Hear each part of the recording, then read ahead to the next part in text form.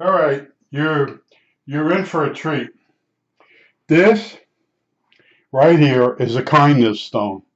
Now, when you go walking and you look under bushes, you might spot them. And this has been going on for years. And originally, a kindness stone was like the local kids in school would make them. They get actual stones, and then they would paint them with a base color, and then they paint sailboats on them, palm trees, and they put them out in different parks, different roads, long road where maybe there's a tree out by the road, and that on the base of the tree, they'd have these stones, and I would see them, and I knew right away it was some type of art project or a kindness stone. I didn't call it a kindness stone. I just figured when you pick it up and turn it over, it would tell you about Jesus or have a good day, or and this has been going on for years. Now, when you turn this one over, it's got a guy's name on it, and he's in New Jersey, and he's got a place you can send him a picture. What I have to read it, maybe I'll follow up on it. I don't know, but in other words, there's many variations of this kind of idea of sending a message to people. Now, I live near a big river, Passaic River. Let me make sure this is still recording. Passaic River went to the Newark Bay, and people would throw bottles with messages in them. And we would play along the dirty, stinky banks of the river. It was open sewage. It was disgusting. But we would play there, and we'd find bottles with messages, and we'd break them open. It was usually a religious thing, a Jesus message. So I found those. And then another way you would find something weird is I'd come out of my house, and there'd be a balloon coming down. It was a helium balloon. It had a piece of paper on the bottom of it, and it was starting to. It was the helium had leaked out, and now it was starting to come down. And I picked it up, and it was a school down in South Jersey, and they had a website. You go in there, and you key it in where it landed, and I did that. Now another time something similar happened was the guy across the street called me over, and he had sent his son up to clean the gutter.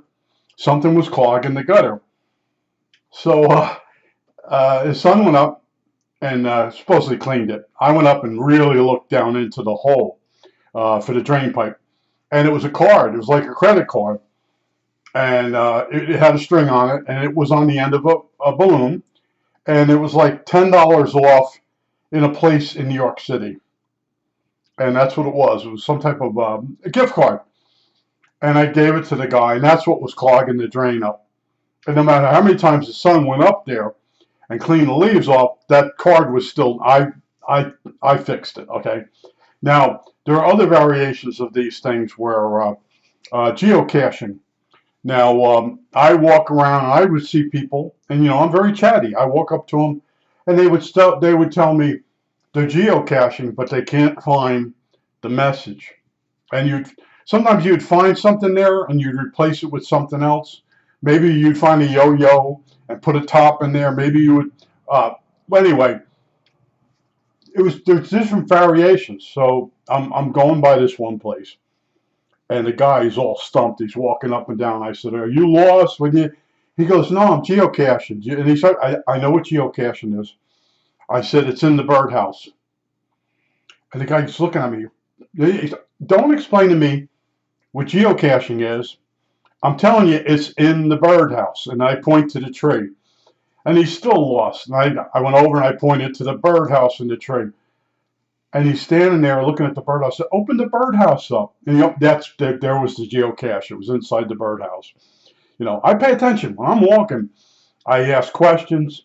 And if people, "How do you know that?" And the other thing too is when I find something, I'll go back home and look it up on the computer if I can get into my computer. Just now, wanting to do this video, it was being a jerk, an absolute jerk. Everybody wanted to update their program, so I sat there and I sat there and I sat there. But I want to show you this is what a kindness stone looks like. Multiple variations. You might find as many as 3 under a little bush in a park. You could be out in the middle of nowhere. I mean, middle of nowhere on a road, and there'll be a tree, and it's groomed on the bottom, like a little bit of stone on the bottom, or uh, landscaping material. And sitting on there are these rocks with little like daisies on it. And when you flip them over, uh, it'll say "Have a nice day." And now this one tells you you can take it or rehide it somewhere. And it was with another one that had a gaudy looking heart. But oh, and then the other one that you guys, I know you guys. So I know that. Did you ever see a number on a butterfly, on a monarch butterfly? Out here we have monarch butterflies, and I had a butterfly bush in front of the house at one time when I first moved here, and the monarchs would land on it. And go read up on monarchs. But anyway, sometimes there's a number, a tag, a little tiny tag on the butterfly. You read the number, you go inside, and you call up monarch flight patterns. I don't know. You call it up, and it tells you how to fill it out. And you fill it out where you saw the monarch, and then you could also go see where it's been. Another one that they used to do it, I think on a dollar bill, there was a stamp on it, and it would say, "Where's George?" or something like that. And you go online, you put in where'sgeorge.com, something like that, and you have serial numbers of dollars, and then you find your serial number, and then you put in where you found George, and you can see where that dollar bill that you have, how many places it's been to. All right, these things they're out there. This is little background societies doing these kind of things, and I whenever I find something, and I finally remembered to go look up what these stones are. You know, I've been seeing these for years. I do pick them up, I flip them over, but I never said, let me go back and see. They tell you, if you go online, you can actually see where it started. I don't know if it tells who started it, but there's variations of this stone. Now, I found this stone on Stroudsburg Pike in Lancaster, PA, by Flory Park. All right? It was on the outside of the park along Stroudsburg Pike. And I walk Stroudsburg Pike, and that's where that fire girl lives. Where she lives right up from where the stone was. And you know, I tell people I'll be walking with them. I'll say, yeah, there's a stone, and they don't care. They just, you know, I can read people really well. I told you my friend Frank taught me how to tell when somebody's lying. Well, I've taken it to more steps. I can tell when someone is like thinking, I wish this guy would go away. See, I'm able to read faces now, and I realize that some people start off very friendly, but then they realize you've gone too far. You're outside their comfort zone, and I can pick up on that. And you know, but boy, when some people want someone to talk to, they get my ear for a couple hours. You know, they got problems and they want to talk to somebody. And I sort of have problems too. I like to discuss certain things. My problems are in the past. I didn't stand up for myself enough. I wasn't rude enough at the right time, and it's bothering me. You know, I was used by people, and I'm sure they have their excuses. Luckily, most of them are dead now, and I actually, I tell you, I do a little dance when I find that someone that screwed me over and laughed in my face, and like the one guy, too bad, sweetie. He owed me money. He went, too bad, sweetie, and he died a horrible death. He actually decided he actually should have gotten real sick more times than he did, and then suffered at the end and died. That's how a rotten person he was. I grew up with this guy. I won't mention his name. And I said, yeah, I'm hanging out with him. Oh, that guy's horrible. And they start getting mad at me because I'm hanging out with that guy. And they won't tell me what he did to them, because he had lawyers in the family.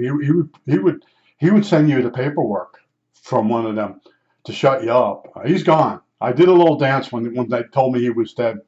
But anyway, it is what it is. But I just wanted to show you what a kindness stone looks like.